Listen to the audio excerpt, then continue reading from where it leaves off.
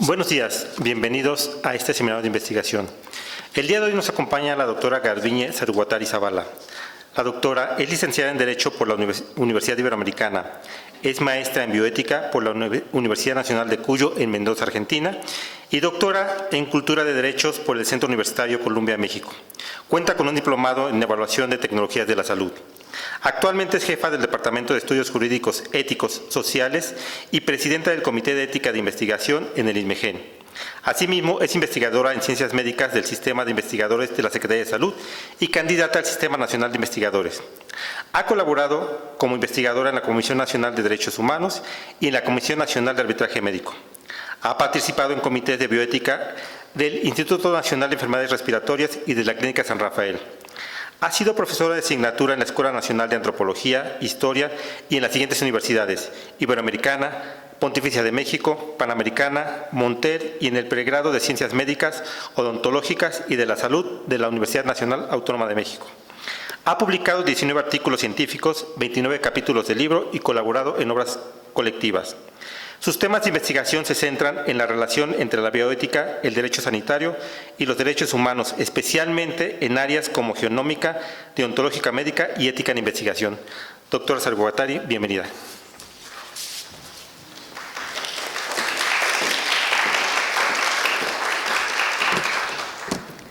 Gracias, buenos días. Gracias, maestro Ortiz, por la presentación.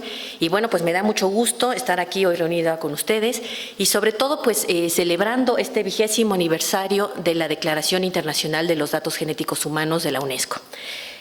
Ahorita les voy a platicar un poco el contexto, pero bueno, pues antes que nada, pues el acontecimiento histórico que nos tiene aquí reunidos a todos, pues es el proyecto Genoma Humano, el cual pues se fue gestando desde los años 80 hasta que en 1990 pues se arrancaron todos los esfuerzos para mapear el genoma humano a través de distintos laboratorios que iban secuenciando y coordinados por la Organización Internacional del Genoma Humano, la UGO. Y bueno, pues la idea era tener en 15 años el resultado, el mapa definitivo, y bueno, pues vamos a ver que se adelantaron un poquitín. Pero desde que surgió el proyecto Genoma Humano, al mismo tiempo ya se estaba gestando toda esta área de aspectos éticos, jurídicos y sociales, la ELSI, Ethical, Legal and Social Implications. ¿Por qué? Porque desde ese momento se pensó, bueno, pues ¿qué se va a hacer una vez que se tenga el mapa del genoma humano? ¿Qué pasará con los datos? ¿Quién podrá conocerlos? ¿Con quién se podrán compartir estos datos de salud, los datos hacia las aseguradoras, etcétera? Después, en 1997, ocurre un hecho jurídico muy importante porque empiezan a surgir los instrumentos internacionales. Ahorita les cuento de ellos, pero bueno, el departamento que estaba llevando a cabo dentro de Estados Unidos esta coordinación del mapeo del genoma humano, sube de ser un departamento y se convierte en el Instituto Nacional de Investigación sobre el Genoma Humano. Entonces, bueno, pues esto es un hecho contundente porque pues ya queda junto con los demás institutos de salud de Estados Unidos. Y bueno, en el mundo pues surgen dos instrumentos. Por una parte, del Consejo de Europa, tenemos, bueno, el Consejo de Europa, les doy un poquitín de contexto, es el mecanismo supranacional de protección de los derechos humanos. ¿Qué significa que sea un mecanismo supranacional? Significa que un ciudadano de un país, cuando pues tiene alguna cuestión que no se resolvió dentro de su país, puede acudir ante la Corte Europea de Derechos Humanos. Entonces, esta Corte se encuentra alojada dentro del Consejo de Europa. También el Consejo de Europa pues coordina otras acciones a través del Comité de Ministros y pues velan por el Estado de Derecho y los derechos humanos. Se formó el Consejo de Europa después de la Segunda Guerra Mundial, entonces pues por eso es importante distinguirlo de la Unión Europea, porque la Unión Europea pues ya se formó en los 90, justo es para temas económicos, de intercambio, por ejemplo, en cuestiones aduanales, patentes, etcétera, ¿no? Que hay algunos temas de derechos humanos que tocan ambas cortes, porque también la Unión Europea tiene un tribunal, entonces, por ejemplo, temas de patentes, de secuencias genéticas, por ejemplo, se han visto dentro de la Unión Europea, ¿no? Pero bueno, realmente su labor no es tanto en cuestión de derechos humanos, sino en cuestión económica. En cambio, el Consejo de Europa sí está dedicado a la protección de los derechos humanos. Entonces, dentro de este contexto, el Consejo de Europa se proclama pues un instrumento internacional que es único en su estilo porque es el único instrumento de bioética que es vinculante. Esto significa que es el único instrumento firmado por los países y los países que además de firmarlo lo ratificaron, pues justo es obligatorio para ellos. México, por ejemplo, pues lo tiene firmado, pero falta que el Senado de la República lo ratifique. En eso estamos desde hace como unos 15 años. La última vez que se habló de esto fue en el Senado en 2015, cuando se seguía pensando si ratificar o no el documento que ahorita les voy a platicar, el Convenio de Oviedo. Pero bueno, entonces justo surge el Convenio de Oviedo y por parte de la UNESCO, que pues como bien saben ustedes es una agencia de Naciones Unidas que se dedica a la ciencia, la cultura y la educación, también surge un instrumento fundamental que es la Declaración Universal sobre Derechos Humanos y Genoma Humano. Esta declaración, a diferencia del Convenio de Oviedo, no es vinculante. Es simplemente, bueno, no simplemente, tiene de gran trascendencia, pero es un marco para que los países puedan ajustar sus legislaciones. Pero no es que los países la firmen, incluso aunque sea un país miembro de Naciones Unidas, no significa que por eso, pues ya para ese país es obligatoria la declaración. A esto se le conoce como soft law o derecho suave, porque pues al final de cuentas sí establece un marco importante y es un referente, pero bueno, pues no acaba siendo obligatorio para los países. En el 2001 pues se tuvo el borrador del mapa del genoma humano y en el 2003 se concluyó con él 2 años antes de lo que se tenía previsto. Por eso en este contexto es que también surge la declaración de la que vamos a hablar hoy, la Internacional de los Datos Genéticos Humanos, que es un derivado de la Declaración de 1997. Y luego, en 2004, bueno, pues se crea este instituto y, bueno, pues ya festejamos hace unos meses, pues los 19 años del instituto. Y en 2011 se introduce a la Ley General de Salud un título específico con respecto al tema del genoma humano. Entonces, bueno, después de que terminó el mapa del genoma humano, pues nos dimos cuenta de muchas cosas, por supuesto, a nivel científico, de la cantidad de genes que tiene el ser humano, de toda esa información genética que compartimos con otras especies, bueno, de una serie de temas importantísimos que en el 2003 estaban discutiendo, pero bueno, también surgió esta parte de, bueno, pensar en las 3 dimensiones de la muestra. La muestra en sí tiene la parte material, ¿no? Este sustrato biológico o esta sustancia de la cual se obtienen los ácidos nucleicos a través de diversas técnicas. La dimensión de los datos que, bueno, pues los datos genómicos que surgen de la información que nos habla sobre estas características hereditarias de las personas y los datos que están asociados a una persona identificable. Estos datos vamos a ver que pueden acabar siendo disasociados, pero por lo pronto son datos que nos hablan de una persona con nombre, apellido, expediente clínico, etcétera. Entonces, bueno, aquí en esta línea del tiempo pues les muestro lo que sucedió después de 1997. Bueno, empiezo por el convenio. El convenio sobre derechos humanos y biomedicina, el famoso Convenio de Oviedo que les mencionaba, se llama así porque fue firmado en la ciudad de Oviedo en abril de 1997 y establece el marco de lineamientos que deben tener los distintos países del Consejo de Europa y países que, como está abierto a la firma de cualquier país que sienta que puede firmarlo y que su legislación está acorde. Entonces, justo establece esta parte, pero es importante señalar que no está dedicado explícitamente hacia el genoma humano, está dedicado hacia todo demás de biomedicina. Entonces, pues habla sobre trasplante de órganos, sobre investigación, sobre datos, sobre vida privada, etcétera, pero en el contexto de la información de salud, no específicamente de la genética. Tiene un apartado de 4 artículos que sí habla sobre la genética, pero bueno, pues es un apartado muy reducido. Y en cambio, en noviembre de ese año surge la Declaración Universal sobre el Genoma Humano y los Derechos Humanos, la cual sí está pues dedicada especialmente al tema de señalar qué es el genoma humano para la humanidad, qué significa. De hecho, la UNESCO le da un contexto de patrimonio simbólico de la humanidad. Ahorita vamos a platicar más de eso. Para 1998, la misma UNESCO emite 2 declaraciones importantes. Una es que la Asamblea General de Naciones Unidas toma esta declaración de la UNESCO y la toma como suya, ¿no? Entonces, aunque pertenece UNESCO a Naciones Unidas, pero la Asamblea General es el órgano principal de Naciones Unidas. Entonces, por eso, elevarlo a ese órgano principal, pues es darle el mayor peso al tema del genoma humano. Entonces, a través de la resolución 152 es que se sube a este nivel de, bueno, para la Asamblea General es un tema fundamental. Y luego se emite la Declaración sobre las responsabilidades de las generaciones actuales para con las generaciones futuras. Este es un documento pues muy amplio porque habla sobre la paz, sobre la educación, sobre la protección obviamente del patrimonio que estamos teniendo ahorita y cómo conservarlo hacia las siguientes generaciones. Entonces, dentro de todos esos temas, pues también surge el patrimonio genético, ¿no? Pero bueno, es como un apartado dentro de esta declaración. Luego, en 2003, surge la declaración de la que estamos hoy hablando, porque pues cumple este lunes que entra, cumple 20 años, la Declaración Internacional sobre los Datos Genéticos Humanos. Luego, en 2005, la Declaración Universal sobre Bioética y Derechos Humanos. Este también es un instrumento general de bioética, donde aquí no encontramos temas de genómica ni genética, se habla sobre las generaciones futuras, pero bueno, se habla en general del consentimiento informado, del respeto hacia la vulnerabilidad, hacia las personas que no pueden consentir, etcétera. Y luego ya viene instrumentos mucho más específicos. Por ejemplo, en 2006 surgió la recomendación sobre investigación con material biológico de origen humano, también en el contexto del Consejo de Europa, y esta fue revisada nuevamente 10 años después.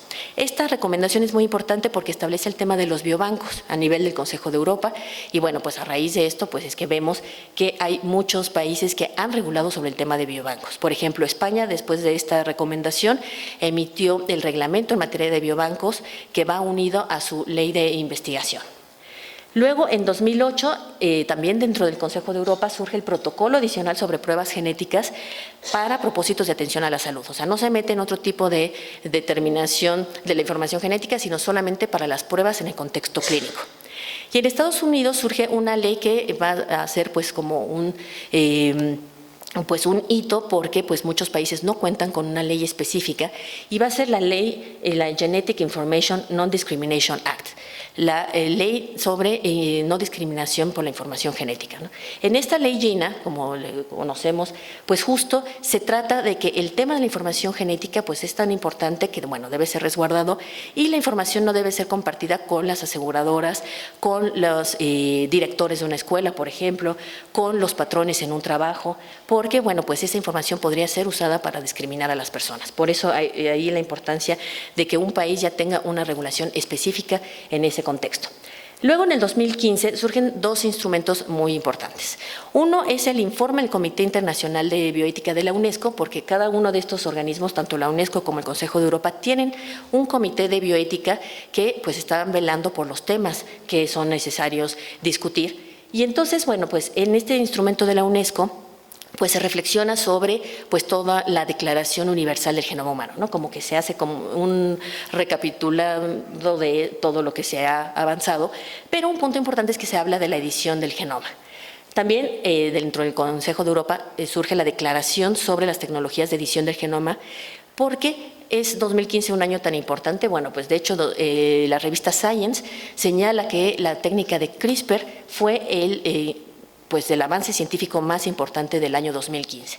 Y fue el año donde por primera vez un equipo chino de investigación justo modifica el genoma de para poder modificar a unos embriones inviables la mutación que causa la beta-talasemia. Ya pues, se venía investigando con mamíferos, por supuesto, el equipo de Feng Shang en el MIT de Massachusetts en el 2013, pero en 2015 es cuando este equipo lo lleva a cabo, y tan es así que pues, se hace la primera cumbre internacional sobre edición del genoma humano, donde se reúnen la Academia de Ciencias de Estados Unidos y la Academia de Ciencias de China para discutir sobre este punto.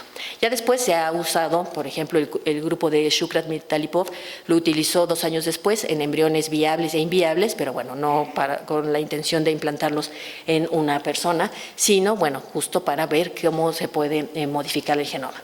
Y en el 2021 surgen 2 instrumentos, uno por parte del Grupo Europeo de Ética en Ciencias y Nuevas Tecnologías, donde se aborda también, pues, por supuesto, el tema de la edición del genoma, y las recomendaciones de la Organización Mundial de la Salud sobre el marco de la gobernanza de la edición genética, ¿no? Entonces, bueno, pues estos son como los principales instrumentos internacionales en el tema de la genómica y genética.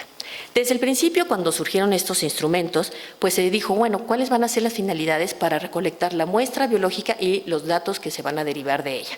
Pues lo primero, según la Declaración Internacional de los Datos Genéticos Humanos, pues justo es para la atención a la salud, por supuesto, porque, bueno, pues para poder hacer un diagnóstico genético adecuado, para ver, bueno, pues cuáles son las enfermedades autosómicas y multifactoriales, que, bueno, pues ya obviamente se sabía desde antes y se hacían estudios de cariotipo, etcétera, antes del surgimiento del proyecto Genoma Humano, pero bueno, pues para tener más claro cómo poder abordar estas enfermedades y tender hacia la medicina de precisión. Y luego, pues para el cribado genético o screening, que ahorita también vamos a platicar de él. La investigación, por supuesto, pues fue el punto principal, porque no podría haber desarrollo de pruebas diagnósticas si no hubiera investigación. Entonces, pues empezaron con los estudios de genética de poblaciones, con todos estos estudios para encontrar la correlación entre los genes y la enfermedad. Para temas forenses, también la declaración señala que, bueno, pues para investigación penal, identificación de personas, asuntos civiles como la paternidad, bueno, pues también para eso se tratan los datos. Aunque la declaración se encamina más hacia el tema de salud y de investigación, pero bueno, pues sí señala que puede ser ese fin, el forense, pues un fin muy importante, aunque no va a ser pues lo específico dentro de la declaración. Y bueno, el fin comercial no lo señala, pero bueno, la misma declaración dice para otros fines, ¿no?, que se vayan señalando y aprobando dentro de las leyes. Entonces, bueno, pues este fin comercial que sabemos que, bueno, pues ha tenido un boom en estos últimos años con las pruebas de ancestría, con pruebas como pues las de rendimiento deportivo, pruebas de nutrigenómica, farmacogenómica, desarrollo de apps. Entonces, todo este ámbito del tema comercial que, bueno, pues genera controversia en cuanto si está regulado, si se respetan o no los derechos del consumidor.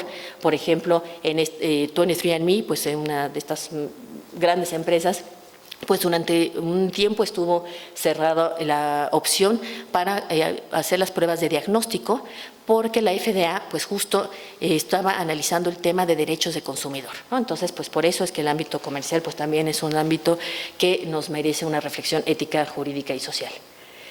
Y bueno, pues también en la declaración internacional se señalan pues la diferencia o la distinción entre los datos genéticos humanos y los datos proteómicos humanos, ¿no?, que también pues eso nos abre otro campo enorme. Si ya era un tsunami pensar en los datos genéticos, pues ahora imagínense en este otro nuevo tsunami de información con los datos proteómicos y todo el proyecto del proteoma humano.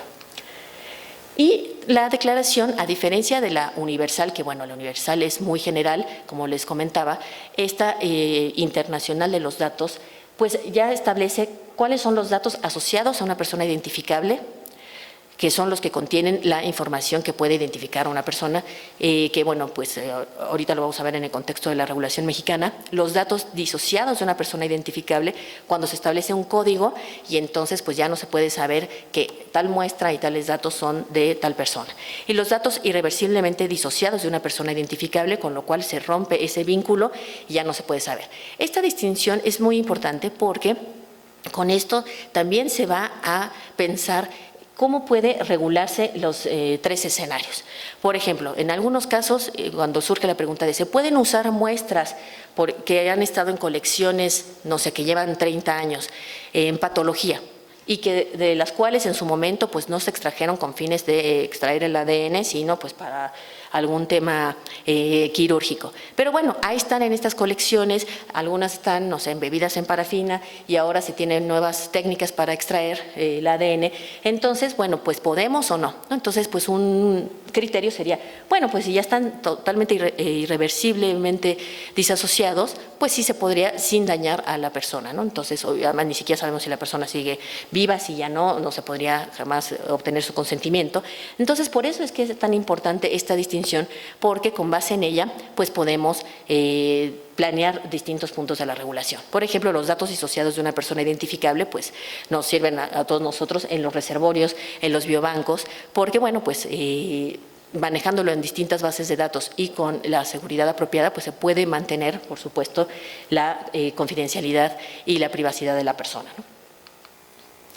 Aquí van a ver que les hago en las siguientes páginas una comparación entre los tres instrumentos. La Declaración Universal del Genoma Humano, que es pues el marco general, la Declaración Internacional, que es la que cumple 20 años, que es este marco más específico sobre los datos genéticos, y el Convenio de Oviedo con su apartado pequeñito que en el tema del genoma humano. En el sentido de identidad, como la Declaración Universal pues es más general, pues por supuesto que ella habla de que el genoma humano es la base fundamental de la humanidad. Por eso es que declara el genoma en sentido simbólico como patrimonio de la humanidad. Claro, esto tiene un contexto interesante porque justo la UNESCO ha declarado patrimonio a diversas cosas, ¿no? Patrimonio simbólico, patrimonio inmaterial, patrimonio material. Entonces, bueno, pues esto trae distintos elementos, ¿no? Entonces, por ejemplo, cuando pensamos en un patrimonio material, pues no sé, Chichén Itzá es patrimonio de la humanidad. Bueno, pues pensamos que hay un Estado, el Estado mexicano, que protege a ese patrimonio. Pero cuando pensamos, pues todos tenemos este patrimonio, pero bueno, pues es de la humanidad o es de cada quien, entonces cada quien podría tomar la decisión si se modifica o no a sí mismo o no. Entonces hay que conservarlo para nosotros, hay que conservarlo para las generaciones futuras. Entonces, ¿qué significa este concepto de patrimonio de la humanidad? La declaración ya le da un sentido específico, del sentido de la identidad de la persona. Entonces ya no se detiene en lo que significa para la humanidad, sino lo que los datos genéticos pues, son para cada persona. Y el Convenio de Oviedo pues también nos habla del término identidad. En los tres instrumentos se habla de que debe haber primacía del ser humano y de su dignidad por encima de cualquier interés, ¿no? Por encima del interés de la ciencia, no prevalecerá ningún otro interés de la sociedad ni nada sobre el tema de la dignidad. Y por eso también hay, tanto en la Declaración Universal como en la Internacional, dos artículos que son similares, ¿no? Hablan sobre la exclusión de actos que vayan en contra de los derechos humanos. Entonces, ambas declaraciones en ningún contexto pueden entenderse como que permitan actos que vayan en contra de las libertades y de la dignidad humana. El no reduccionismo. Este punto es importante porque, bueno, pues antes de que se concluyera el mapa del genoma, pues había toda esta situación de pensar en el determinismo y en el reduccionismo genético. Entonces, en el determinismo del genoma es destino, y bueno, pues ya lo que te tocó en la lotería genética es lo que te sacaste, y pensar que la persona es su genoma. Entonces, pues con esto, la Declaración Internacional pues nos habla de la identidad, de que el ser humano es mucho más allá que sus rasgos genéticos. Es un ser con varias dimensiones culturales, lazos afectivos, espirituales, sociales. Entonces, pues al final de cuentas, el ser humano es un ente biopsicosocial y no solamente pues sus rasgos genéticos. Y en este sentido, pues también esto va de la mano con lo que nos ha dicho la Organización Mundial de la Salud en el tema de los determinantes de la salud. Al final de cuentas, el núcleo duro, sí, la información genética, pues nos dice cuál es el sexo genético y bueno, pues conforme va haciéndose la división de las células y el recortamiento de los telómeros, pues surge la edad, el desgaste, etcétera. Pero este núcleo duro está inserto dentro de los estilos de vida del individuo, dentro de todos estos factores que sabemos que afectan en la salud y en la enfermedad, ¿no? Entonces, las redes sociales de las personas, si están acompañados, si no, si tienen higiene, si viven en piso de tierra, en piso de cemento, si tienen estrés laboral, si hay desempleo, si hay saneamiento. Todas estas condiciones socioeconómicas, culturales y medioambientales son las que van a acabar afectando en la salud y ese es el contexto más importante para pensar en la atención hacia la salud, ¿no? Porque, bueno, pues si se pensaba en algún momento como una cuestión biunívoca, una relación entre está este gen, está esta característica. Hay una mutación en este gen, hay esta enfermedad. Pues no, ahora sabemos con todo el desarrollo del genoma humano que al final de cuentas, pues la mayoría de las enfermedades son multifactoriales porque lo que influye son todos estos determinantes. También la declaración nos habla de la singularidad de los datos genéticos. Porque al final de cuentas, los datos son importantes para el individuo, por supuesto, el que pues tiene este patrimonio simbólico de la humanidad en sí mismo, bueno, pues por supuesto que esta información es fundamental, pero también para la familia. Si una persona se hace una prueba para saber si tiene Huntington, al final de cuentas, pues el afectado también va a ser sus familiares. Y también pues para el grupo étnico al que pertenece. La información de una muestra biológica puede contener información que en su momento, al ser tomada, no tenía relevancia. Por ejemplo, ¿qué se sabía cuando surgió el mapa definitivo del genoma humano sobre el ADN no codificante o el ADN basura? No, pues al principio pues se descartaba casi y ahora pues se sabe que tiene una serie de instrucciones. ¿O qué pasa con estas muestras que les comentaba, por ejemplo, que se fueron tomadas para otras situaciones y ahora pues se puede extraer ADN con distintas técnicas Y entonces, pues bueno, se puede saber información a lo mejor de estas colecciones de patología o de muestras que a lo mejor una persona se sacó hace 20 años, o incluso también pues en el ámbito forense, pues qué pasa con muestras, por ejemplo, a lo mejor de cadáveres que han estado calcinados. Pues antes no había la tecnología para extraer ADN viable que pudiera ser estudiado y entonces ahora pues cobra una relevancia importante, ¿no? Entonces, por eso es que es singular la información genética. Y desde el punto de vista cultural, también para los grupos y para las personas, el ADN y la información genética significa distintas cosas. Aquí les voy a poner un ejemplo bastante burdo, pero bueno, como para justo darles una idea de por qué para las distintas personas tiene distintos significados.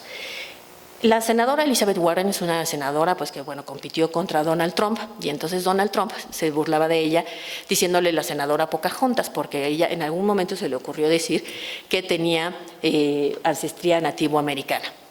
Entonces, pues muy orgullosa fue, se hizo su análisis genético con un genetista muy reconocido en Estados Unidos y bueno, pues salió al mundo diciendo, pues para que vean y que se le quite a Trump su mala hondez, pues aquí está mi prueba. Tengo una 64ª parte de ancestría nativoamericana. Entonces, pues lo que ella creyó que iba a ser pues muy aplaudido en el mundo, al final de cuentas tuvo que acabar disculpándose con la nación Cherokee. ¿Por qué? Porque la nación Cherokee pues justo la ve y pues sabe que al final de cuentas, digo, no por discriminarla, aquí vemos el fenotipo, no tiene un fenotipo nativo americano, que es la principal causa por la cual son discriminados. Nada más, con verlos, mucha gente les niega servicios a los nativos americanos. Entonces, bueno, en este contexto ella lo quiso hacer por estas razones, pero imagínense que alguien utilizara ese tipo de pruebas para decir, bueno, si hay curules en el Senado que tienen cuotas para distintos grupos étnicos o espacios en las universidades, en estas acciones afirmativas que existen.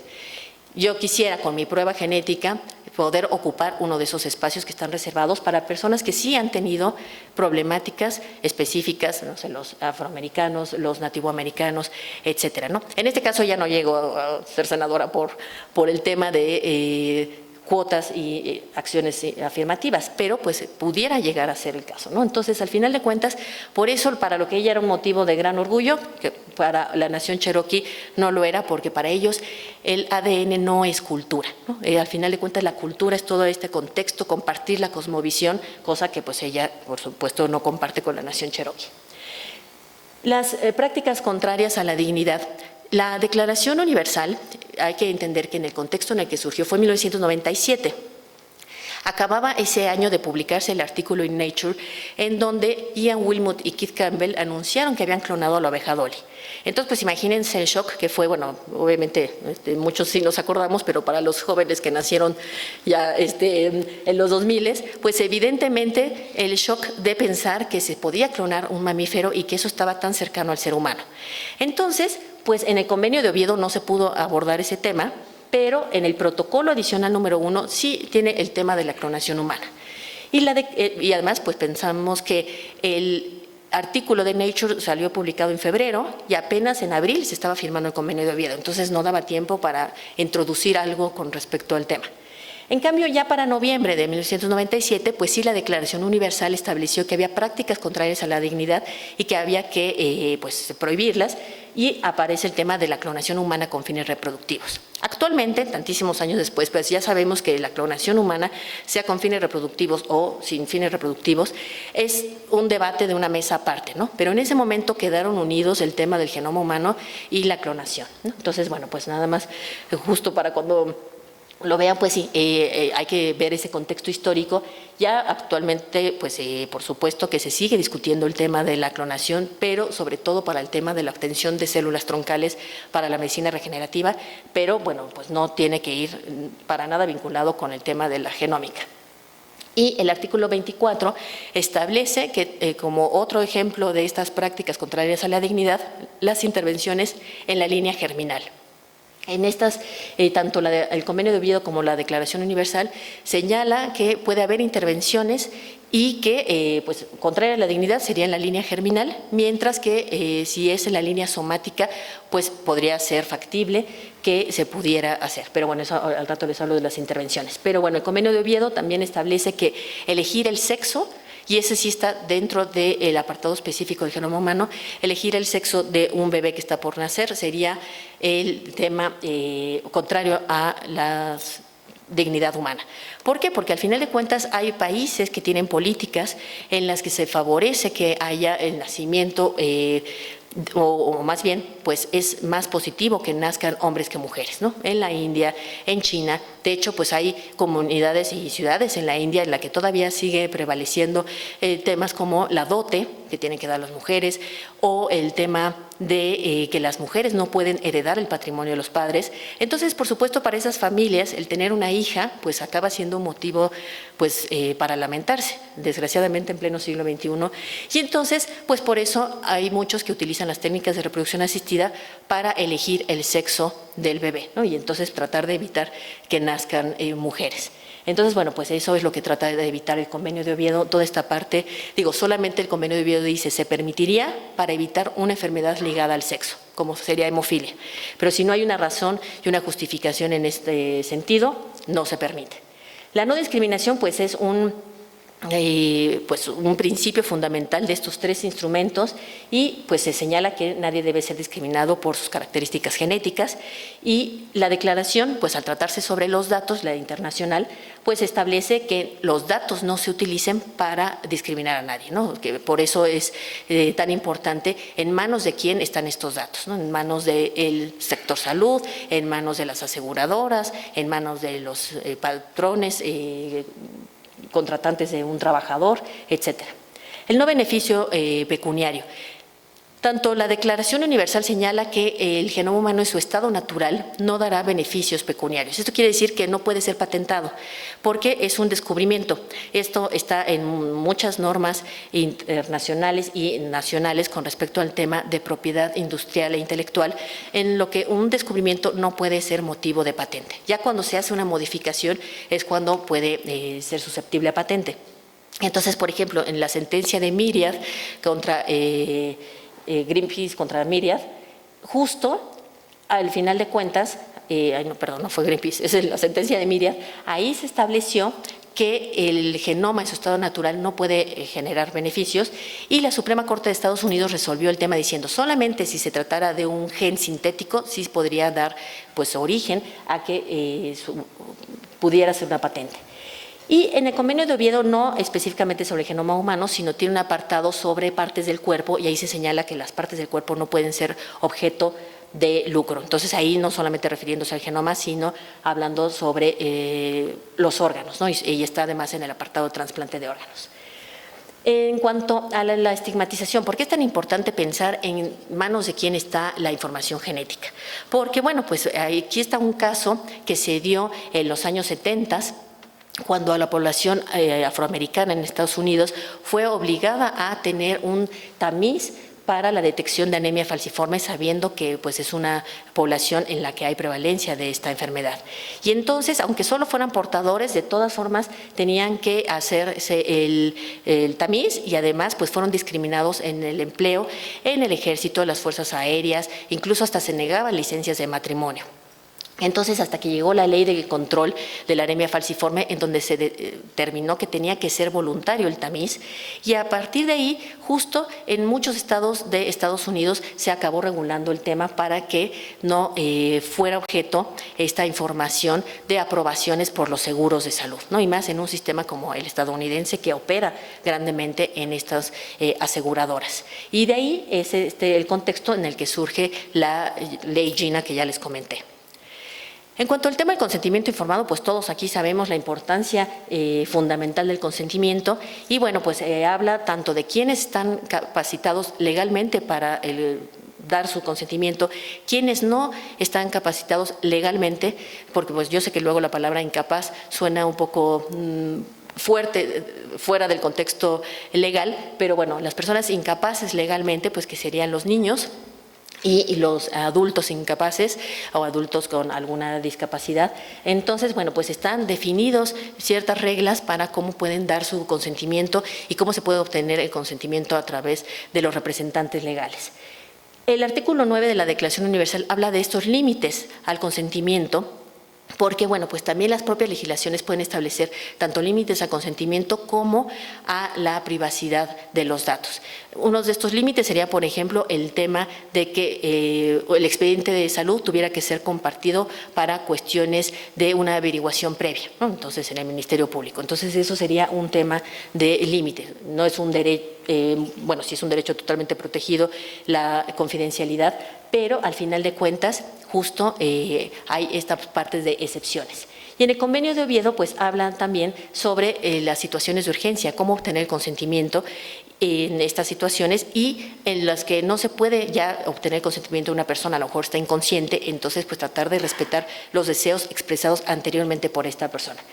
Claro que vuelvo a hacer la aclaración de que el convenio de Oviedo no es solamente para temas genéticos y genómicos, sino es para todo el contexto de la biomedicina.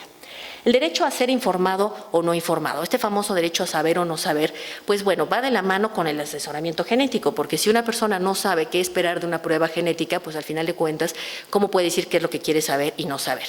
Por eso es tan importante recibir este asesoramiento, saber qué esperar de la prueba, qué se está buscando, y así la persona puede decidir, porque ya me he encontrado a veces con algún comentario de alguien que me pregunta, bueno, entonces, ¿para qué una persona que no quiere saber se hace una prueba? No, bueno, pues es que a lo mejor sí quiere saber si tiene una predisposición a cáncer de mama, pero no quiere saber si tiene una predisposición a una enfermedad neurodegenerativa. Entonces, al final de cuentas, pues dentro de una misma prueba pueden surgir estas dos predisposiciones. Entonces, por eso es tan importante que se consagre este derecho a ser informado y a saber o no saber el resultado de esa prueba. Y bueno, pues ya el asesoramiento no me detengo en él. Y entonces, bueno, pues sabemos que hay estos tipos de diagnóstico genético, el postnatal, que bueno, pues cualquier persona adulta, capaz, incapaz, pues puede hacerse esta prueba, también las pruebas que se pueden hacer en niños. Las pruebas de preimplantación y prenatal, que bueno, pues serían en el contexto de la reproducción asistida, para pues ver si se implanta o no un embrión, y las pruebas prenatales, que pues también han generado una serie de controversias, porque pues muchas de estas pruebas pues sirven para tomar decisiones a las familias para ver si terminan o no con el embarazo, ¿no? Si resulta que de esas pruebas se detecta que hay una enfermedad incompatible con la vida. Ahora el tema de discusión es ¿qué se va a considerar enfermedad incompatible con la vida? Una enfermedad que tenga pues un pronóstico de un mes de vida una vez nacido ese niño, o una enfermedad pues que no sea deseable para esos padres, ¿no? Por ejemplo, uno de los grandes temas en debate es el síndrome de Down. Justo en Europa están naciendo actualmente la mitad de niños que nacían antes con síndrome de Down por causa de las pruebas prenatales. Hay un estudio muy interesante de la Universidad de Massachusetts donde señalan este acortamiento. Entonces, ¿es el síndrome de Down una enfermedad altamente discapacitante como para que sea incompatible con la vida? Entonces, bueno, pues ahí dejo esa reflexión, no me meto más porque da como para toda una mesa de debate. El diagnóstico prematrimonial preconceptivo, justo para pues poder tomar decisiones antes de la concepción, por supuesto, y el cribado genético o screening. Este tipo de prueba es una prueba que se hace a una población asintomática que solamente se podría llegar a hacer si hay una justificación clara.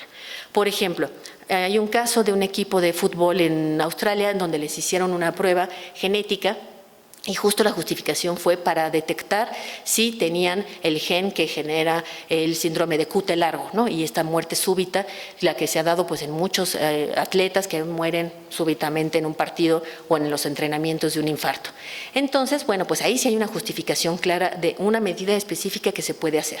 Pero si no hay una justificación, pues puede caer en una cuestión pues de estigmatización, ¿no? Entonces, por eso es tan delicado este tema y que se haga pensando que hay políticas públicas de salud. Y bueno, pues el derecho a la confidencialidad, por supuesto, que bueno, pues ahí se establece lo mismo que ya les he contado, de que los empleadores, compañías de seguros, establecimientos de enseñanza, incluso los familiares de la persona, pues tiene que haber una restricción al respecto. Y bueno, pues la privacidad, pues ahí es este tema tan importante. ¿Quién es titular de la información? ¿Quién es titular de la muestra y de la información y puede determinar si quiere que se retire o no se retire su información? ¿Quiénes pueden conocer esta información? Pues obviamente el equipo de salud, pero todo el equipo de salud o alguna parte del equipo de salud o solamente la persona, el médico genetista que va a dar el asesoramiento. Entonces, al final de cuentas, ¿quién puede saber esta información? ¿Cómo se almacena la información? ¿Qué tan disasociada está esta información información, de la información personal. El expediente clínico electrónico, que ha sido motivo de debate, bueno, pues al final de cuentas, ¿cómo se protege este expediente clínico? ¿Cómo están subidos los datos en la nube? ¿En qué tipo de nube? Etcétera, ¿no? Entonces, bueno, y sobre todo, pues cada vez vemos que con estos nuevos abordajes de la epigenómica, factores ambientales, etcétera, pues se hace uso de herramientas como el Big Data, la inteligencia artificial, el aprendizaje de máquina. Entonces, ante estos nuevos retos, pues cómo tomarlos. Y el tema hasta de los hackers, que bueno, pues esta noticia es apenas de hoy, bueno, ya hace 2 días fue compartida en Visión Informativa, el tema de que a 23andMe le robaron pues millones de datos, y sobre todo se habla de no hackeo a los datos de las personas, sino como que se abrieron una serie de credenciales de acceso. Entonces, bueno, pues estos hackers pueden tener acceso a la información, se calcula que de 7 millones de clientes. Entonces, bueno, pues esto es algo de que no queda en la ciencia ficción, de si algún día alguien puede ser hackeado, ¿no? Pues este gigante de la información como 23andMe, pues lo tiene. Y en el Washington Post, pues también esta noticia que había sido de hace varios años, la de cuando el sistema de salud inglés fue hackeado, y cada vez que alguien quería consultar el expediente clínico de una persona, justo se decía, bueno, pues quiere recuperarlo, necesita depositar tantas bitcoins. Y bueno, la reparación del daño, también señalan estos instrumentos que si se causa un daño, por ejemplo, por intervenciones en el genoma, como aquí se señala, pues se tiene que reparar el daño. Claro, ¿qué tipo de intervenciones? El Convenio de Oviedo señala que se pueden hacer intervenciones en la línea somática, pero no en la línea germinal. La protección de las generaciones futuras, que también ya se los mencionaba yo, y bueno, pues ambos instrumentos, la internacional y el Convenio de Oviedo, habla sobre esta importancia de pensar en las generaciones futuras. La evaluación de los comités, esta parte es fundamental, de que cada proyecto de investigación tiene que ser revisado por los comités institucionales.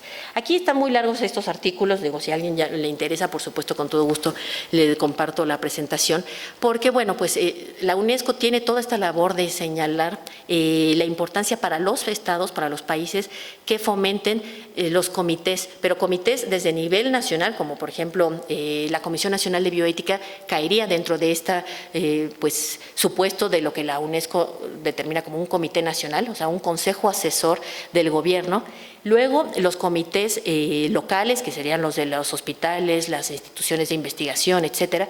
Y entonces, bueno, pues estos comités tienen que evaluar precisamente para valorar las cuestiones éticas, jurídicas y sociales. Ahí la importancia de los comités.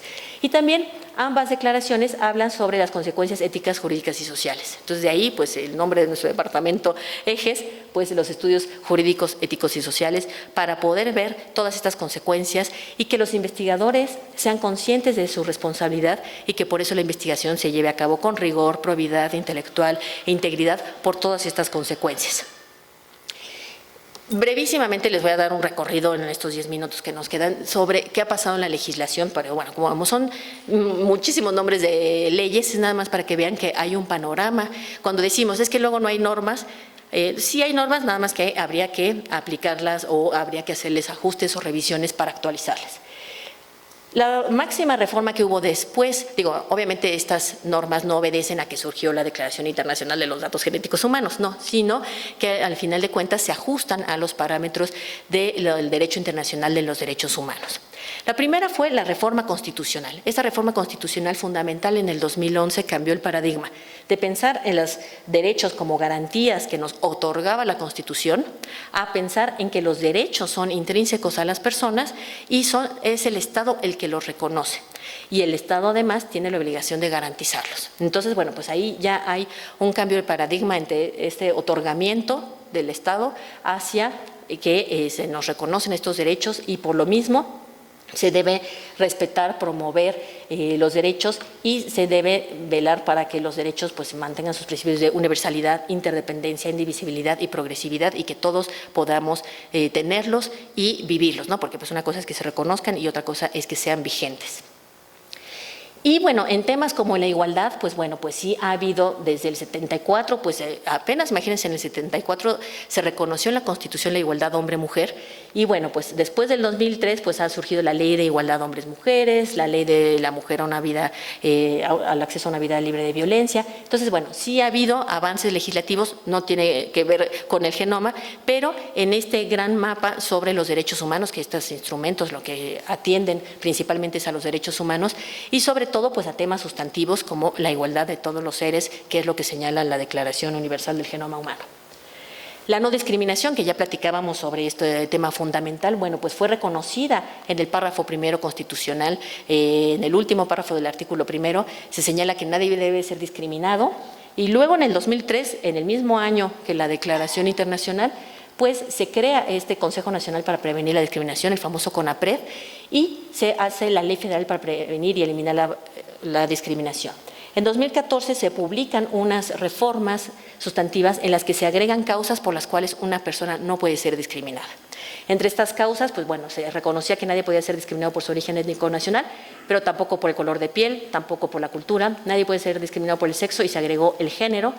Y dentro de lo que se agregó están las características genéticas. Es un punto fundamental, por supuesto, ahora habría que ver qué contexto se le da a esas características genéticas, ¿no? El tema de si algún día se va a modificar la ley de seguros, por ejemplo, entonces como para tener algo similar a la ley Gina. En el tema de poblaciones, que bueno, pues es un tema con el que, pues aquí hablando de los estudios de genética de poblaciones, pues por supuesto en México se reconoce en el artículo 2 constitucional que somos una nación pluricultural. Y entonces, pues a raíz de eso han surgido la Ley Nacional de Desarrollo de Pueblos Indígenas, que ahora ya no es la Comisión de los Pueblos Indígenas, sino es el Instituto Nacional de los Pueblos Indígenas. Y apenas en 2019 se agregó la Constitución a los afrodescendientes, también para reconocerlos junto con los pueblos indígenas. En el tema de la solidaridad y cooperación internacional, la Declaración Internacional de los Datos nos habla de que los estados deben promover esta solidaridad en relación a estudiar las enfermedades o discapacidades. Entonces, en el tema de discapacidad, pues bueno, justo existe convenio sobre los derechos de las personas con discapacidad, de la cual México fue promotor para que se llevara a cabo este convenio. Y bueno, pues por supuesto México lo tiene firmado. Y a raíz de esta promoción para que se llevara a cabo la convención, pues está la Ley General para la Inclusión de las Personas con Discapacidad, la NOM para la Integración de las Personas con Discapacidad, la NOM 0034 para el control de defectos al nacimiento. Entonces, bueno, pues estas son pues normativas que van coadyuvando al tema de cómo abordar la discapacidad.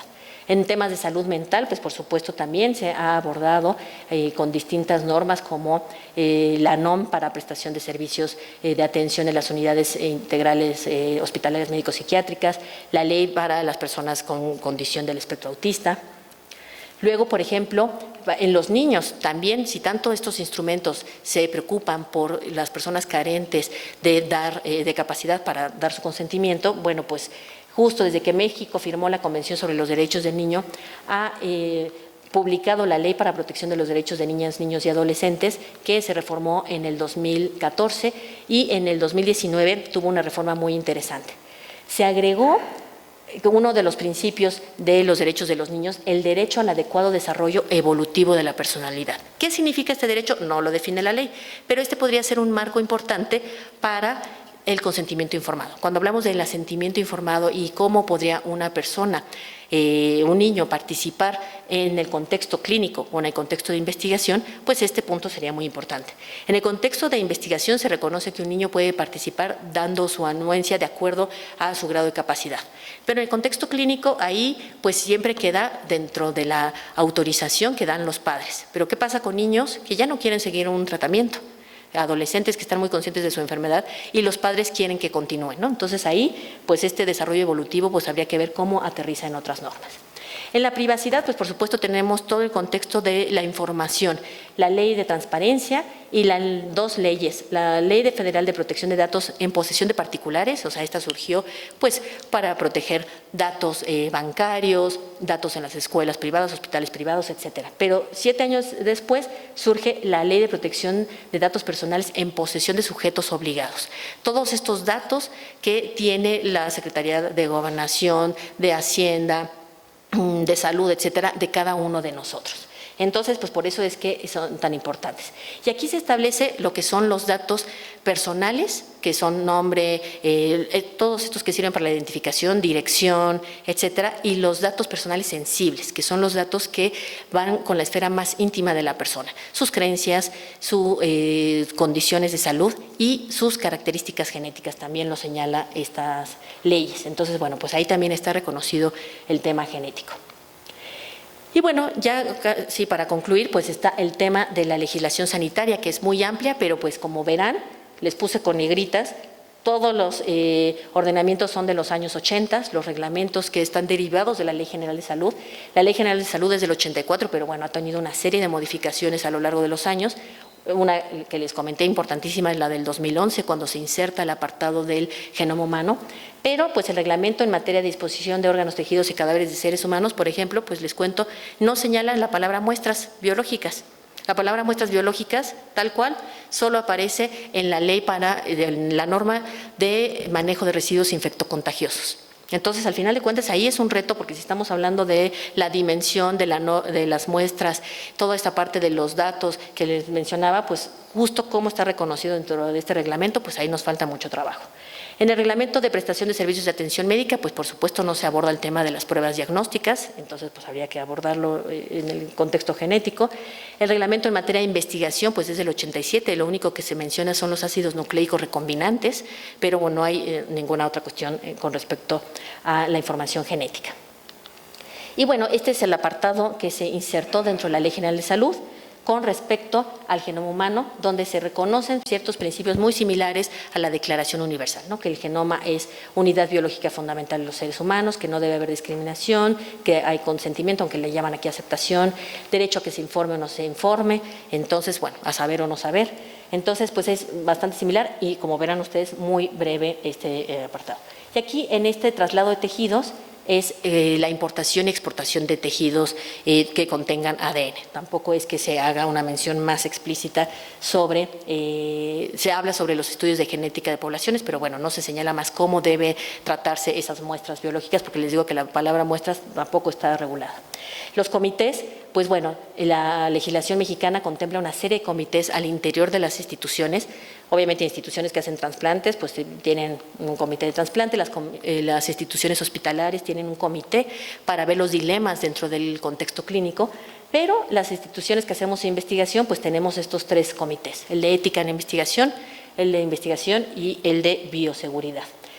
Para ver la parte metodológica, obviamente la bioseguridad del personal involucrado en la investigación y de las instalaciones, y el comité de ética, pues por supuesto para ver estos aspectos éticos, jurídicos y sociales.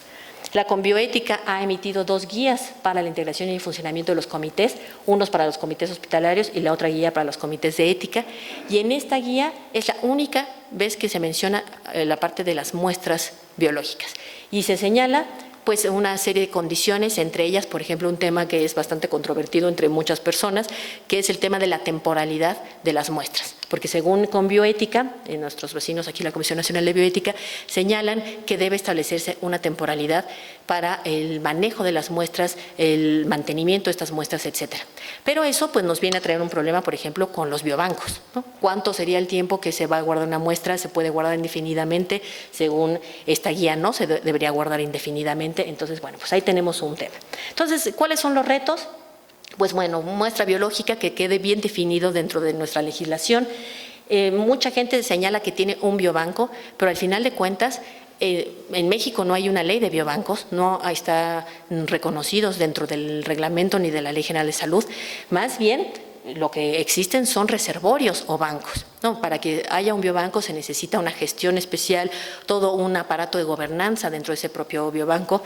Ahorita pues el banco de tumores del INCAN o el banco que acaba de formarse, el biobanco en el Instituto Nacional de Ciencias Médicas y Nutrición Salvador Subirán, pues son los ejemplos de cómo estos biobancos sí prestan muestras a otras partes, a otras instituciones, etcétera. Pero en el demás contexto de las otras instituciones, pues no tenemos biobancos porque ni siquiera estamos regulados. Hay países como España, que les comentaba, que tiene un reglamento específico sobre biobancos y además cada comunidad autónoma tiene un biobanco, el biobanco vasco, el biobanco valenciano, y ahí están regulados. Entonces, pues ahí hay un camino por el cual seguir. Los datos, pues aunque están reconocidos los personales, los sensibles, pero bueno, pues siempre estar en constante revisión de cómo hacer este adecuado manejo de los datos. Y los datos genómicos, pues ahora con todo el tema de la inteligencia artificial, Big Data, etcétera, pues cómo hacerlo. Aquí en el INMEGEN tenemos proyectos del Departamento Ejes, por supuesto que aquí están presentes, y bueno, pues por ejemplo tenemos esta propuesta de regulación jurídica que constantemente estamos analizando qué normas pueden, aunque no estén directamente relacionadas con el genoma humano, que al final pueden tener un alcance con el tema del manejo de la muestra biológica y los datos. Tenemos este proyecto que es responsabilidad de Violeta Tobar, donde se habla sobre estos intersticios, estos espacios o lagunas que hay en las leyes y que pues al final de cuentas, al haber estas lagunas, se permite cualquier tipo de interpretación, ¿no? Entonces, pues todo esto en la práctica internacional, pues cómo se está dando y el comparativo de distintas normativas del mundo. Y tenemos también otro proyecto en el que es líder la doctora Carnevale y también coopera y es el líder del área de diseño de software, Benjamín Olvera.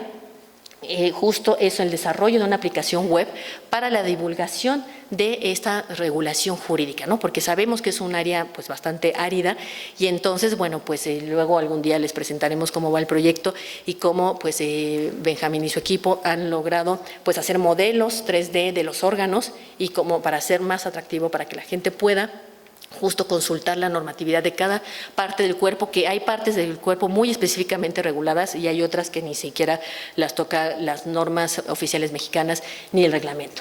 Y bueno, pues los retos a futuro, y con esta termino, pues son los hallazgos imprevistos. ¿Qué pasa con todos estos hallazgos que surgen de las pruebas genéticas? Algunos que sí se estaban contemplando, pero los que no se comunican, no se comunican en el contexto clínico, en el contexto de investigación. Entonces, bueno, pues ahí es todo un tema de debate. Por ejemplo, ¿qué pasa con hallazgos de pruebas que unos padres le hacen a un hijo? Bueno, ¿pueden conocer los padres esa información o no pueden conocerla, ¿no? Entonces, ahí es una discusión bien interesante. Las pruebas diagnósticos, sean de laboratorios reconocidos, bueno, pues ahí está toda la regulación sanitaria de esos laboratorios, o sea, las directas al consumidor, que es todo un tema importante por los derechos al consumidor que les comentaba, ¿no? Si son validadas, si no son validadas, etcétera, ¿no? Compartir beneficios de la investigación, este es uno de los temas que mencionan las declaraciones, pero al final de cuentas cómo se dan estos marcos de cooperación internacional para poder compartir los beneficios y cómo se da además la armonización de las normas, ¿no? Porque a lo mejor si hay leyes muy restrictivas para el manejo de datos y otras demasiado laxas, pues cómo poder armonizar con ellas. La edición del genoma, que bueno, pues un tema que surgió después del 2003, por supuesto, aunque ya está contemplado en estos instrumentos, pero bueno, pues estar constantemente al pendiente y en el debate público, como señalan los instrumentos internacionales, que no dicen que se prohíba, simplemente que, bueno, pues se tengan moratorias, precaución en lo que se va dilucidando qué riesgos y qué implicaciones puede haber para nosotros y para las generaciones futuras. Por supuesto, la actualización armónica de la legislación, que bueno, es un tema fundamental. Ahorita que les decía que el convenio de Oviedo no está aprobado, bueno, pues habría que ver con cada uno de estos instrumentos, pues qué es valioso adoptar para nuestra legislación, qué cosas no, y cómo poder ir actualizando la legislación y que no se quede en los años 80.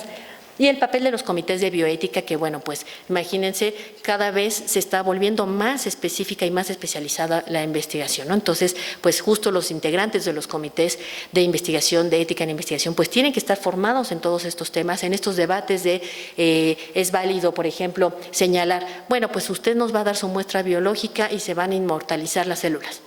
Bueno, pero si no está justificado para esa investigación, para el objetivo, se puede hacer nada más como para prevenir y tener células. Entonces, todo ese tipo de cuestiones muy puntuales, los integrantes de los comités de ética tienen que estar vigilando de, bueno, pues entonces, ¿para qué se van a usar estas muestras? ¿Para quién las va a guardar? ¿Puede haber retiro o no del consentimiento? Entonces, bueno, pues, y si la persona retira su consentimiento, ¿qué se hace con esa muestra? ¿Se destruye? ¿Se puede destruir? A lo mejor ya no, porque ya está disociada. Entonces, bueno, todos esos temas tan puntuales, pues tiene que haber capacitación en el tema. Y bueno, pues muchas gracias por su atención.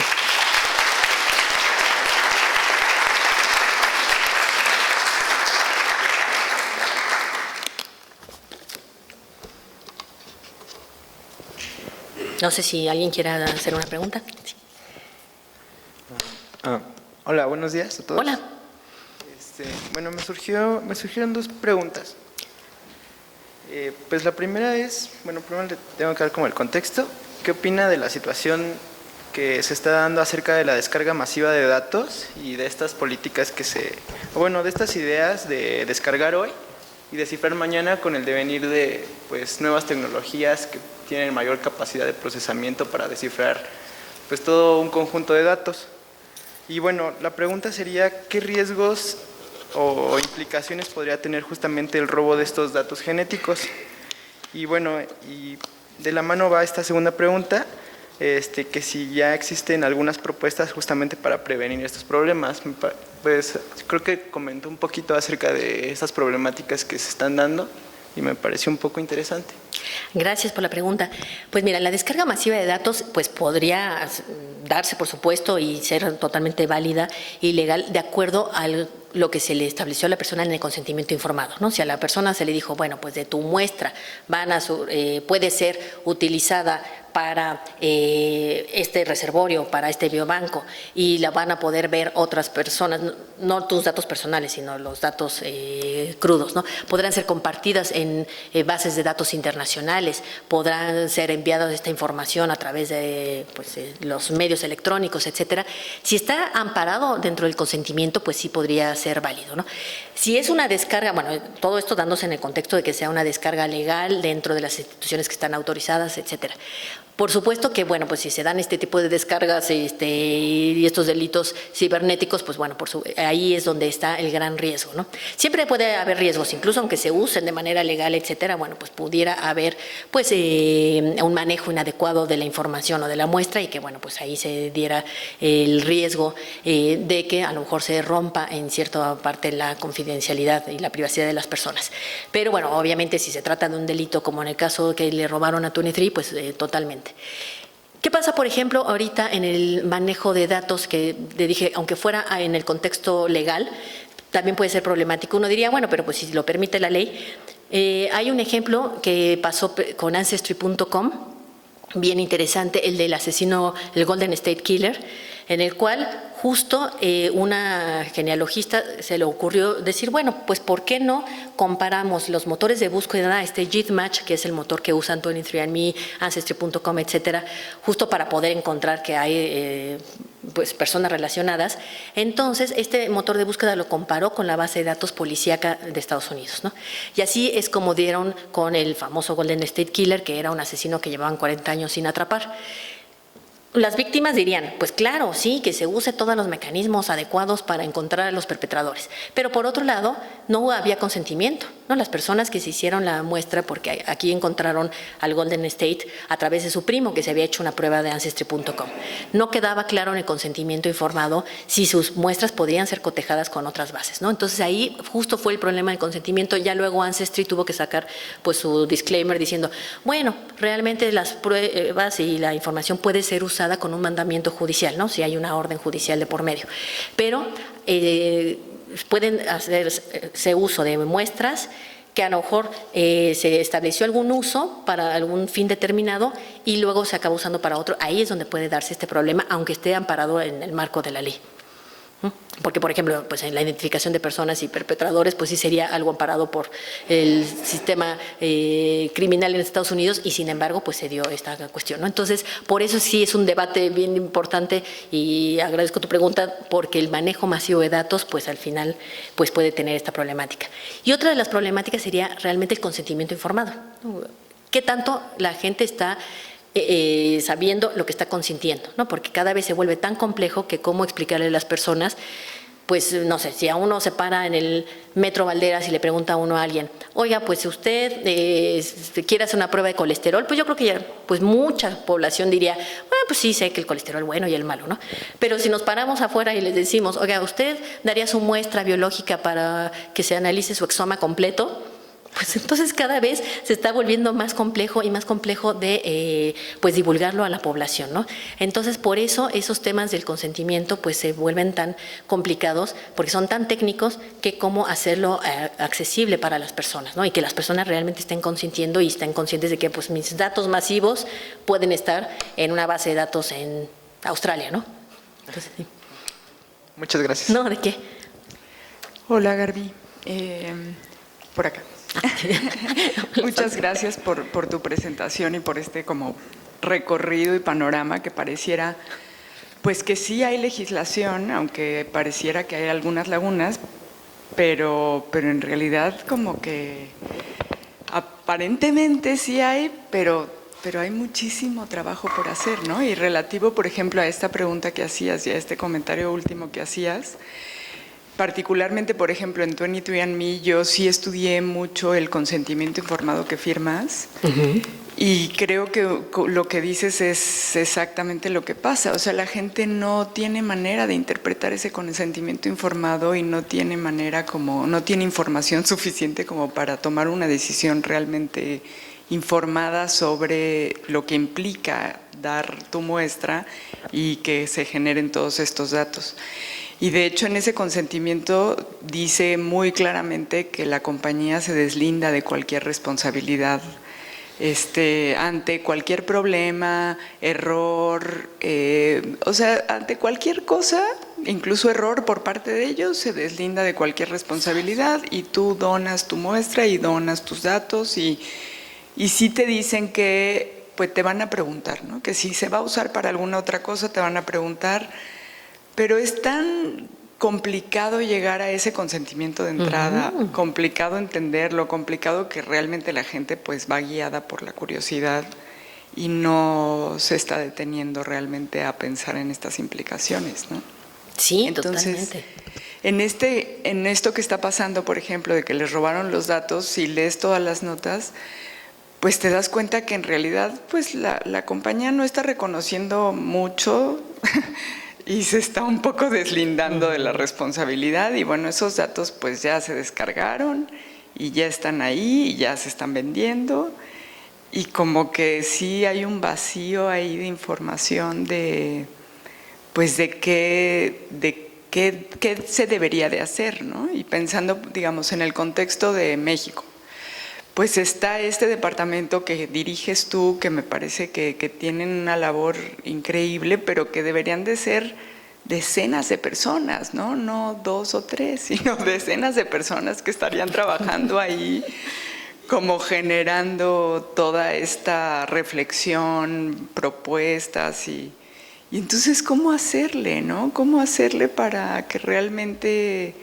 pues se pueda ir como a la par de la tecnología, de la información científica, que también se vaya haciendo esta reflexión, ¿no? Digo, no sé si es una pregunta o es más bien una reflexión. No, una reflexión buenísima, no sabes cómo te lo agradezco, porque al final de cuentas, pues ahí es donde divulgación y enseñanza también tienen un papel fundamental, ¿no? Cómo elaborar herramientas para poder divulgar la información y, por ejemplo, cómo hacer estos consentimientos más accesibles, ¿no?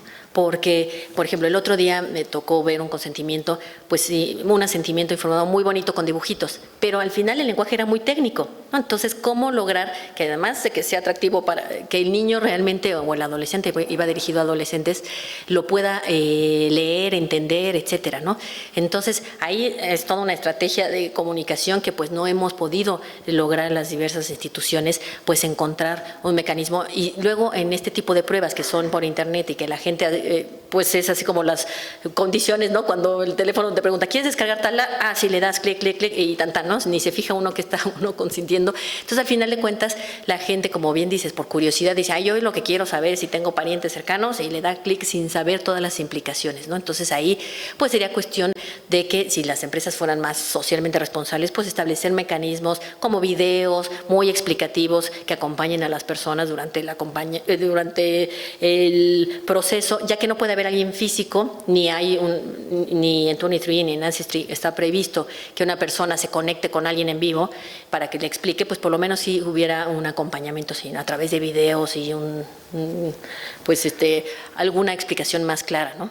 O que estas compañías también tuvieran que someter sus pruebas y sus consentimientos a comités también, ¿no? Claro, exacto, porque así como les decía que los biobancos tienen todo un mecanismo de gobernanza, también tienen comités propios, ¿no?, de ética, como el biobanco inglés, estos biobancos en España que les contaba. Entonces, pues, bueno, ahora los biobancos como el de nutrición tiene su propio comité, ¿no? Entonces, aquí lo importante sería pensar en que estas empresas pues también tuvieran comités, si no dentro de la institución, por lo menos comités externos que pues vieran sus procesos y vieran toda esta parte de hacia qué proyectos se están yendo, ¿no? Porque hace unos años hubo una discusión también con 23 que le vendió gran parte de su base de datos a GlaxoSmithKline, ¿no? Entonces, pues al final de cuentas, aunque le haya advertido a los consumidores, pero pues ¿para qué mecanismos lo va a utilizar Glaxo? Digo, sabemos que para desarrollo de medicamentos, ¿no? Pero bueno, ¿en qué proyectos,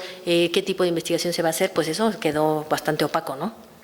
Entonces, sí, nos falta un camino enorme, tanto legislativo, pero sobre todo yo creo que en la comunicación hacia las personas. Exacto. Sí, no, sí, mil gracias por tu reflexión. Sí, sí. Sin duda nos has dado un panorama muy general de todo lo que implica pues todo lo que implica el manejo de estas muestras para los proyectos y para muchos otros objetivos, ¿no? Y justo pensando en la carta de consentimiento informado, muchos de nosotros hemos aprendido a elaborar cartas de consentimiento informado a lo largo de nuestros planteamientos de proyectos y cada vez vamos descubriendo que tenemos muchas limitaciones, ¿no? Y de pronto decimos, no puedo usar esta muestra porque mi consentimiento informado inicial no lo incluía, ¿no? Entonces creo que eso es fundamental. Sin duda no vamos a tener un consentimiento general, no para el país ni para el mundo quizá, pero podríamos desarrollar alguno institucional en donde nosotros trabajamos con respecto a los proyectos en términos biológicos, bla, bla, bla, y no vemos más allá de las implicaciones legales, o estamos aprendiendo con estas clases que nos das, con las pláticas, hemos aprendido mucho aquí contigo en ese sentido, y creo que sería muy bueno que la institución desarrollara como una propuesta pensando en que pues nuestro objetivo es hacia el área genómica, ¿no? Y ahí ya podríamos tener como un planteamiento muy general de un consentimiento informado en donde se tomaran en cuenta todos estos aspectos de que la muestra no solo se use para un proyecto muy particular y además en donde se contemplen todos estos aspectos éticos y legales. Creo que sería fabuloso para todos y bueno, ya discutir los aspectos muy puntuales de cada proyecto. Ay, sí, Silvia, muchísimas gracias.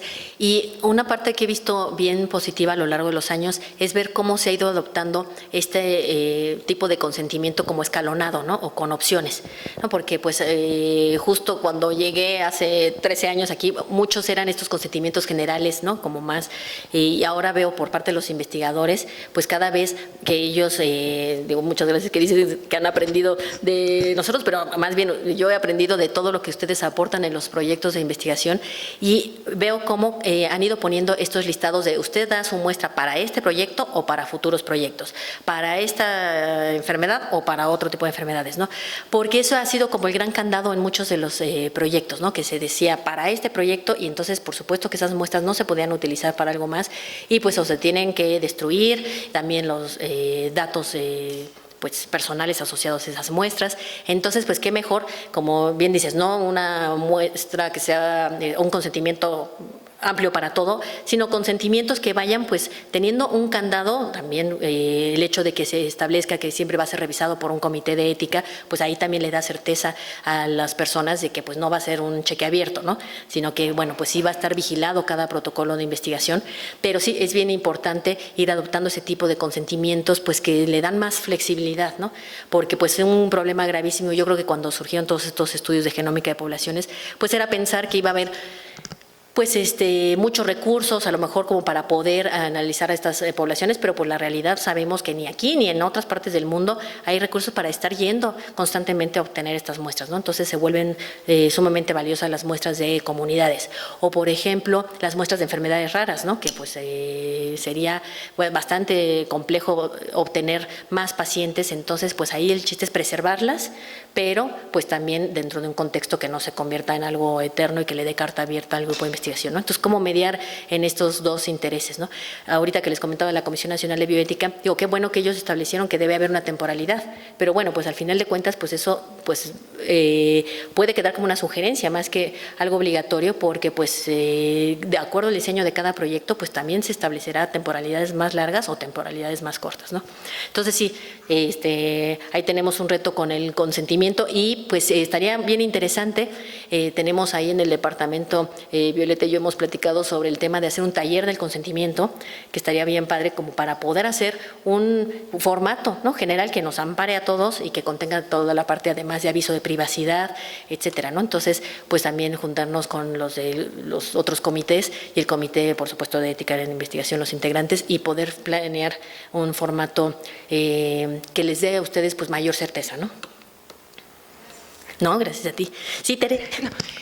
Hablando de talleres, es que salen, cuando estás en diagnóstico genómico, en muchas cosas, salen asuntos éticos para los que no hay nada escrito. Ay, sí. Entonces, sí creo que vale, y un ejemplo muy bobo, bueno, no es tan bobo, pero un asunto que pasó con unos gemelos homocigotos, en donde había una mutación en la familia, en donde un gemelo quería saber y el otro no quería saber. Entonces, el que no quería saber decía, sí, pero si él sabe, yo lo voy a saber a fuerza, porque voy a ver la actitud, ¿no? Entonces, ese es un ejemplo, pero otro de los ejemplos es que les cuesta mucho trabajo entender que una prueba negativa no significa que no tengan, o cuando no haya la mutación. Una serie de cosas que a lo mejor valdría la pena también hacer talleres, no solo acá, sino con gente que hace diagnóstico genómico, porque para todos esos problemas que dices tú, ¿y ahora qué hago? No hay legislación, no hay o sea, sí, y vale la pena, porque sí salen cosas inesperadas que obviamente no están cubiertas por eso, ¿no? Sí. Entonces, a lo mejor vale la pena hacer ese tipo de talleres con quienes hacen diagnóstico genómico también. Ay, pues estaría súper interesante. Mil gracias, Tere, por tu comentario. De hecho, el otro día, esta último que les hablaba de los hallazgos y el caso con los niños, pues justo tuve una plática con Carmen Alaiz, precisamente por ese tema, ¿no? De que cuando se hacen pruebas en niños, pues el adolescente quiere saber o no saber, pero entonces él puede saber porque pues pero los papás no, entonces, o los papás sí, entonces, y sobre todo si fuera una enfermedad autosómica dominante, ¿no? Entonces sí estamos como que varios por donde caminamos nos encontramos con todas estas problemáticas de cuestiones no escritas, ¿no? Entonces sí estaría bien interesante, como dices, organizar algo con gente que vive el día a día estos problemas, esto de los gemelos, pues sí, cómo lidiar con ese tema, ¿no? Entonces, y no puedes obligar a uno ni al otro, entonces sí hay temas así en el margen bien complicados, entonces sí, totalmente, pues ahí luego nos podemos juntar para hacer planeación de este tipo de talleres.